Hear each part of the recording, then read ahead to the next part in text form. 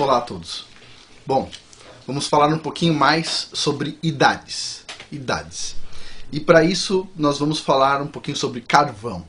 É muito interessante. Eu vou apresentar o trabalho de 3 pesquisadores para mostrar que as idades que a geologia mostra em geral estão superestimadas. Acredita-se que um fator de pelo menos 10 mil. Para começar, eu vou descrever aqui rapidamente os resultados do trabalho do professor Robert Gentry. Ele fez análise de madeiras carbonizadas de minas de urânio no Platô do Colorado e em Utah. O resultado dele é muito interessante e foi publicado na revista Science, que é uma das melhores revistas do mundo, né? Ele utilizou essas madeiras carbonizadas, cujas idades foram determinadas pelos geólogos em torno de 140 milhões de anos. Tá? E os resultados dele, para essas madeiras datadas em 140 milhões de anos, foi publicado no dia 15 de outubro de 1976 na revista Science.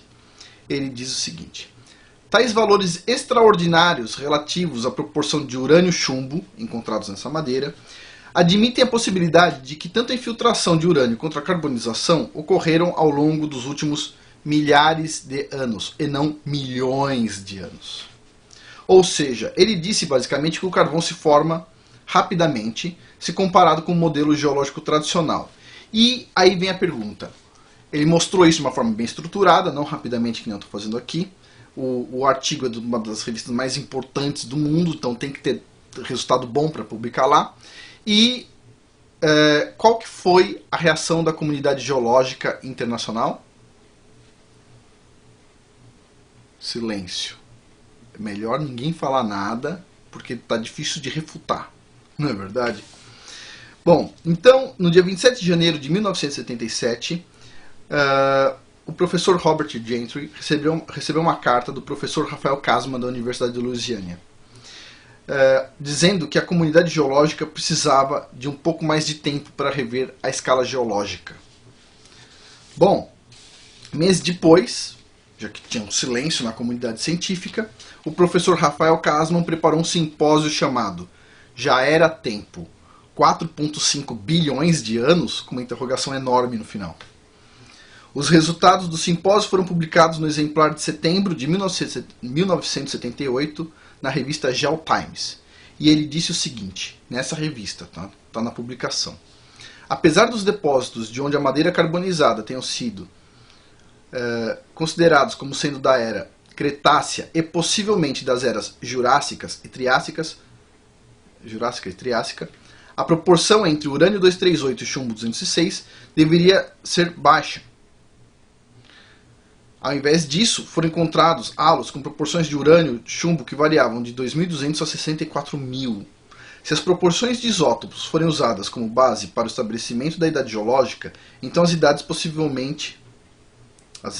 atualmente aceitas podem estar elevadas a um fator de 10 mil, admitindo a possibilidade de que as idades da formação devam ser medidas em milênios e não em milhões de anos ou bilhões de anos. Bom, tal informação permaneceu intacta desde 1976 até hoje e nenhuma pesquisa científica refutou essa informação na literatura desde então. Ou seja, ela é válida. Não tem nada que diga, não, existiu uma fraude, existiu um problema de medição, existiu alguma coisa. Não, ela está intacta até hoje. Só que a pergunta é, se ela está intacta até hoje numa revista tão importante, por que ninguém nem comenta essa informação num curso de geologia? Nem comentário pode ter. Bom, vamos lá. Em seguida eu vou falar sobre um trabalho muito interessante feito na bacia hidrográfica do rio Powder, no Wyoming e Montana, na mina Eagle Butte. Esse trabalho foi feito pelo professor James McClurg e foi publicado na revista Earth Magazine de maio de 1993. O título do trabalho é Carvão do Rio Powder, Enigma Geológico, Dilema Ambiental. E tem algumas afirmações interessantes. Basicamente o que ele diz é o seguinte: a região onde tem esses depósitos de carvão tem centenas de quilômetros de extensão e 85 quilômetros de largura, com veios de carvão de até 65 metros, são veios enormes. Os geólogos acreditam que esse carvão foi depositado ao longo de milhões de anos, né, a madeira desse carvão demorou milhões de anos, e principalmente por uma quantidade tão grande de madeira, né, para formar veios de até 65 metros. Só que, adivinha, não tem contaminantes no carvão, não tem materiais indesejados no carvão. Ou seja, tenta explicar isso. O modelo geológico diz que demorou milhões de anos, mas mesmo passando água e lodo por cima do carvão, nesses milhões e milhões de anos, não tem lodo lá em cima, não tem nenhuma poeirinha em cima do carvão, pô. Então, vamos lá. Como é que formou uma coisa tão sólida, sem nenhum problema lá dentro, sem nenhum contaminante? E o que ele disse, o professor McGlurk, é que só tem uma explicação. Esse depósito foi formado rapidamente. O carvão é formado rapidamente. Mais um, segundo cientista dizendo que o carvão é formado rapidamente. Aí vem a pergunta, mas é possível provar que o carvão é formado rapidamente? E a resposta é sim. Foi publicado um artigo em duas revistas interessantes, eu vou falar sobre ele aqui, que diz o seguinte. Olha só. O artigo foi publicado na revista Chemical Engineering News, no dia 21 de novembro de 1983, e mostra como a equipe do laboratório Argonne criaram um carvão sintético em 8 meses. Esse resultado foi replicado na revista Nature, de 28 de março de 1985, na página 316, para as pessoas que ficam reclamando quando põe a referência.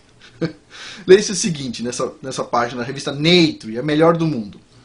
Williams e seus colegas do Laboratório Nacional Argonne levaram menos de um ano para preparar um carvão sintético inteiramente caracterizado. Esse carvão não pode ser distinguido de um carvão verdadeiro com todas as técnicas aplicadas até o momento. Na verdade, o carvão foi feito em 8 meses. 8 meses é possível você fazer carvão. Uau! 8 meses. Então, vem a questão. Os milhões e milhões e milhões de anos viraram 8 meses. Então, quer dizer, o geólogo diz que precisa de milhões de anos para formar o carvão. E, de repente, eles descobrem que precisa de 8 meses. Ah, interessante. Eles dizem que o carvão tem 140 milhões de anos de idade. De repente, o geólogo vai lá, faz a medida e tem quanto? Alguns mil anos de idade. 3.000, na verdade. Bom, o que eu vou falar aqui? O professor Robert Gentry, ele acredita que a Terra tem 6.000 anos e ele acredita que o principal evento geológico que aconteceu no planeta foi o dilúvio. Tá? E eu vou explicar o porquê. Não é só ele que acredita que a Terra tem 6.000 anos. Tem o professor McGlurk, tem o professor Rafael Kasman, tem o professor, esse outro professor que eu falei agora, o do carvão, que eu acabei de esquecer o nome por algum motivo, Robert Gentry, a gente está falando de 3.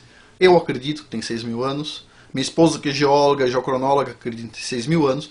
E eu posso montar uma lista enorme. Eu até pensei em montar uma lista de geólogos que acreditam que a Terra tem 6.000 anos para, rebater um pouco esse negócio dos 4,5 bilhões de anos. Mas a verdade é que não importa. O pessoal vai ensinar exatamente o que eles querem. Eles vão forçar a barra sempre. Não importa se 100% dos geólogos acreditarem que a Terra tem 6.000 anos. O que vai ser ensinado é que ela tem 4,5 bilhões de anos e que a escala geológica é XPTO. Acabou, não tem discussão. Agora, por que é assim? Eu não tenho a menor ideia. Mas eu vou fazer um vídeo sobre doutrinação e vocês vão entender o porquê as teorias são selecionadas. Elas não são apresentadas de forma geral, mas elas são selecionadas.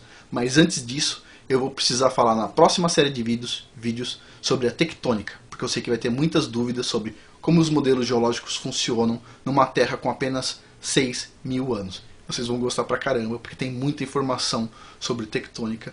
Vão ser 4 vídeos, 4 modelos geológicos, e o antigo, o atual, o que vão colocar de forma errada e o correto.